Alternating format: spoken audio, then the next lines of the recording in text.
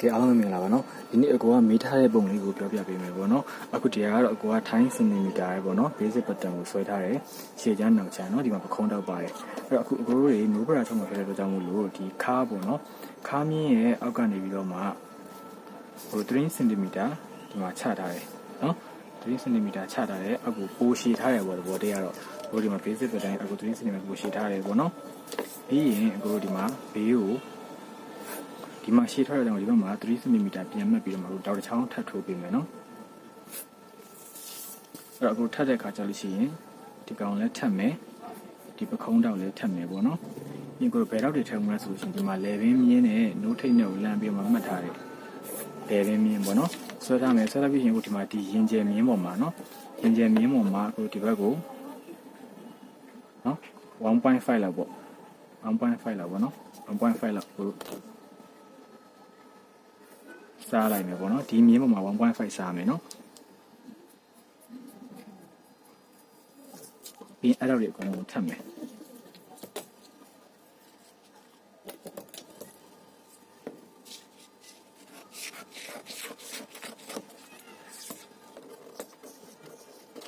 အထက်ခင်မှာအကူက तू ကအရင်ဖြတ်ဆက်ဖြတ်တဲ့အတွက်ကြောင့်မလို့ကိုဒီမှာဒီရင်ဖြတ်ဆက်ကိုဖြတ်ထားမယ်နော်ရင်ကြနေရအောင်မှတ်ပြီးမှကိုဖြတ်ထားမယ်ပေါ့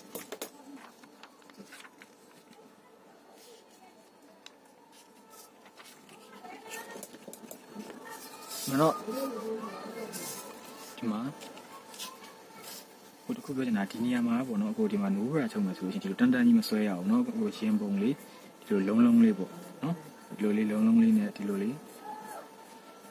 လာရမယ်နော်အဲ့ဒီချုပ်တဲ့သူတွေဆိုတိမှာပါကိုကဟိုအကျမ်းပဲပြတာဆိုတော့ကြာလေးလေတန်တန်လေးပဲဆွဲထားတာနော်ဒီတိုင်းဒါနိုးဘရာဆိုဒီမှာခုံခုံလေးပေါ့နော်ရင်ပုံလေးပုံနေဝိုက်ထားမယ်နော်အကိုကဒီမှာတောက်တီထပ်တော့မယ်ဆိုလို့ရှိရင်ဒီဟာကိုခွဲပေးလိုက်မယ်ဒီအောက်ပိုင်း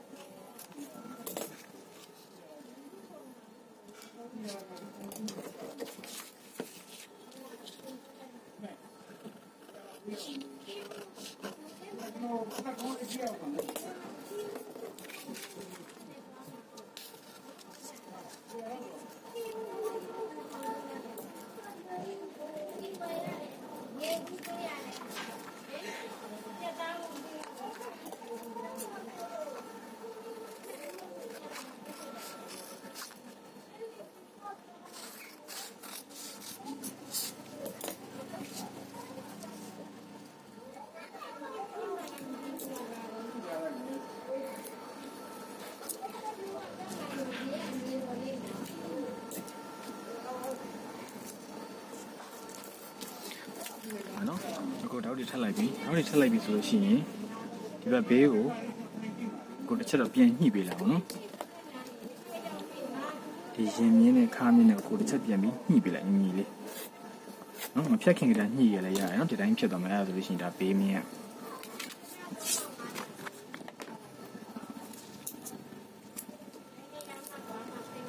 အခုတော့လေဘင်းက7.5 ဒါမှမဟုတ်ရှင်8လောက်ပေါ့နော်8လောက်ကိုဒီမှာအကျယ်ထားမယ်ထားပြီဆိုလို့ရှိရင်ကိုတွေ11ဖောက်မယ်ပေါ့အဲ့တော့အခုဒီပုံကဘယ်လိုမျိုးဆိုအခုဒီရှေ့မှာရင်ကြားထဲမှာအဟလေးပါတယ်အဲ့အဟအတွက်အခုဒီမှာ1 cm နော်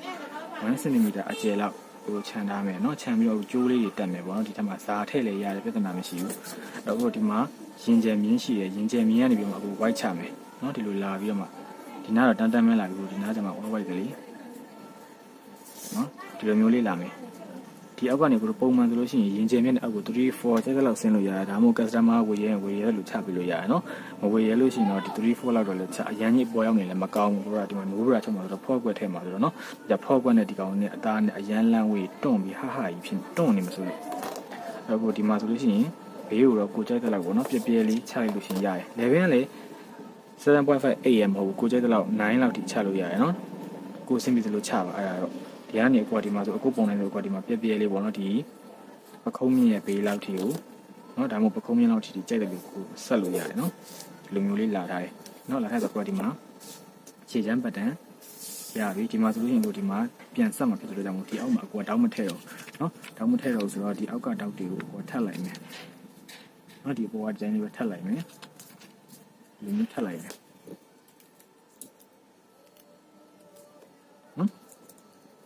လိုက်မယ်ထပ်ပြီးတော့ဒီစာကိုဖြတ်ထားမယ်ဒီကောင်ကကြတော့ကိုတို့ဒီမှာခောက်စာနဲ့ညှက်မယ်နော်အဲ့တော့နောက်ချမ်းဆွဲမယ်နောက်ချမ်းဆွဲမယ်ဆိုတော့ဒီမှာဆိုလို့ရှိရင်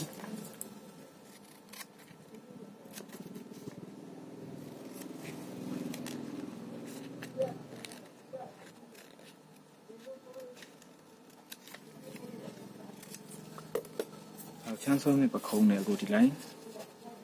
ထပ်ပြီးမှအညီယူမယ်နော်အခုဒီလောက်ဆိုဒီလောက်ပေါ့နော်အခုဒီမှာပခုံးကဒီလောက်ဆိုတော့ဒီကနေအောက်ကို2.5ဒါမှမဟုတ်ရှင်3 cm လောက်ချပြီးတော့နောက် level ဖောက်ထားမယ်နော်ဖောက်ထားပြီးတော့သူ့ရဲ့ပုံစံဘယ်လိုမျိုးလုံးဆိုလို့ရှိရင်အခုဒီမှာဒီလိုလေးလာမယ်ဒီကြောအပေါက်ကလေးနဲ့ပေါ့နော်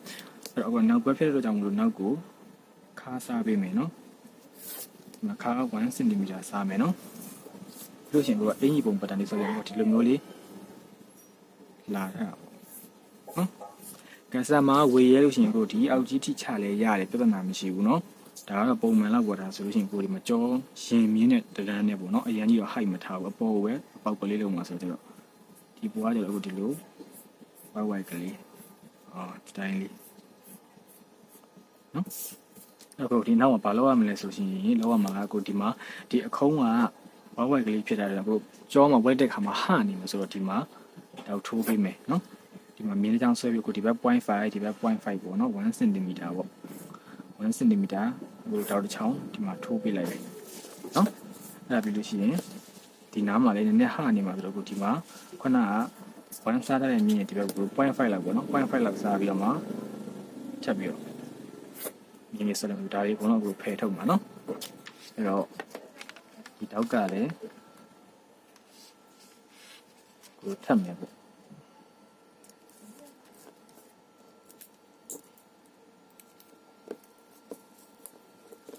နော်အဲ့လိုပတ်တန်းချိန်မဲ့ရပါပြီနော်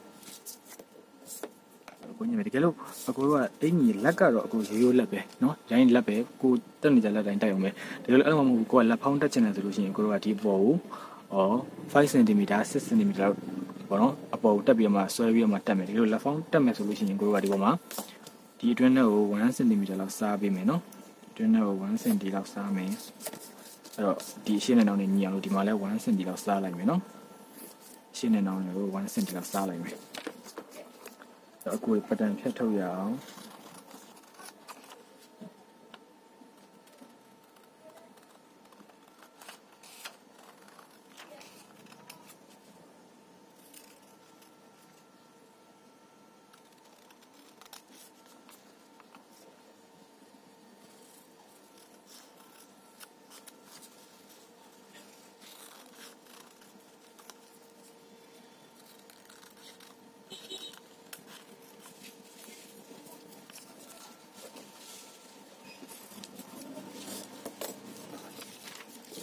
ရပြီနော်အဲ့ဒီရှေ့မှာကိုကအကိုချုပ်တဲ့ပုံမှာကိုကျိုးလေးထည့်တာဆိုတော့အကိုကျိုးလေးရတက်လက်မကြအကွာပေးလိုက်ပေါ့နော်ကိုကြီးကျိုးလေးတွေထည့်မှတ်ကလေးတွေမှတ်ခဲ့မယ်နော်မှတ်ပြီးတော့အဲ့ဥစ္စာလေးကိုသေးလေးကိုညှစ်ထားမယ်မပြောက်ကလေးတွေနဲ့နော်အဲ့ဒါလေးသေးလေးဆိုတော့ဖယ်လိုက်တဲ့တယ်လည်းပါပါအောင်အဲ့ပြီးမှအခုဒီမှာရင်ပုံလေးညှစ်မယ်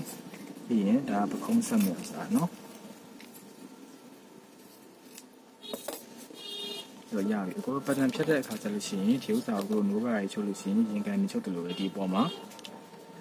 ဒီနှစ်ခုကြားထဲလောက်ပေါ့နော်ဒီပခုံးမြင်းနဲ့အပြိုင်ဆိုလို့ရပါတယ်ကိုစင်ပြေတဲ့နေရာလန့်ဖြတ်လိုက်ဦးမယ်ဆိုရင်အခုရပြီအဲ့ပတ်တန်လေးကနော်ဆိုတော့ဒါလေးထည့်လိုက်တော့မယ်ဒီမှာဒါနောက်ချမ်းပတ်တန်เนาะအခုဒီမှာဒါရှေ့ချမ်းပတ်တန်ဒါရဲ့အဆက်ကလေးရယ်ဒီအခုဒီမှာနော်ဒီနေရာမှာကိုဒီမှာတောက်ဆာရှိနေဦးမယ်တော်ကြောင့်ထက်လိုက်တော့ကြောင့်ဒီမှာထောင်းမထဲတော့တဲ့ကြောင့်နည်းနည်းဟနေမှာဆိုလို့ရှိရင်ဒီခါလေးကိုဒီထက်ကိုနည်းနည်းကို1 cm လောက်ဝင်ပြီးစားပေးလိုက်လို့ရတယ်နော်ဒီဟာလေးကိုဖြတ်ထုတ်လိုက်ဖို့ပြေလေးပဲနော်တအားကြီးကိုကြီးလည်းမဟုတ်ဘူးဒီလိုလေးဆိုလို့ရပြီ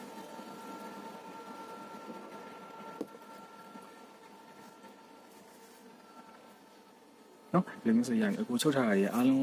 နှစ်ထပ်ချုပ်ထားတွေဖြစ်တယ်လို့ကြောင့်အကိုကအမြဲတမ်း၄ချမ်းစီပဲကြိုက်မယ်အားလုံးပေါ့နော်ဒါတွေလည်း၄ချမ်းဒါတွေလည်း၄ချမ်းဒီကောင်လည်း၄ချမ်းဒီကောင်လည်း၄ခုကြိုက်မယ်ဒီကောင်လည်း၄ခုကြိုက်မယ်ပေါ့နော်၄ခုညှက်မယ်အကိုချုပ်စာတွေချမ်းမယ်ချမ်းပြီးတော့မှဒီကောင်ကကျတော့အကိုဒီမှာခောက်စာ နဲ့ညက်မှာဖြစ်တဲ့ကြောင့်မို့ဒီကောင်ကနှစ်ခုပဲညက်မယ်